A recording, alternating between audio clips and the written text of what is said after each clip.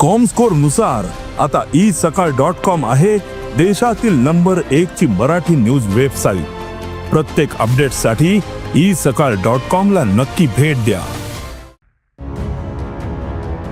राज्याचे अन्न आणि नागरी पुरवठा मंत्री धनंजय मुंडे यांनी अखेर राजीनामा दिला। संतोष देशमुखांच्या क्रूर हत्येचे फोटो बाहेर आल्यानंतर राज्यात संतापाची लाट उसळली होती आणि अखेर 84 दिवसांनंतर महायुती सरकारवर कमालीचा दबाव वाढला आणि धनंजय मुंडेंनी मुख्यमंत्र्यांकडे आपला राजीनामा सोपवला। मुख्यमंत्र्यांनीही तो तातडीने स्वीकारून राज्यपालांकडे पाठवला। त्यांचा राजीनामा मी स्वीकारलेला आहे आणि पुढील कारवाई करता तो माननीय राज्यपाल महोदयांकडे पाठवलेला आहे। मंत्री धनंजय मुंडे यांना राजीनामा स्वीकारून या ठिकाणी मुक्त करण्यात आलेलं आहे।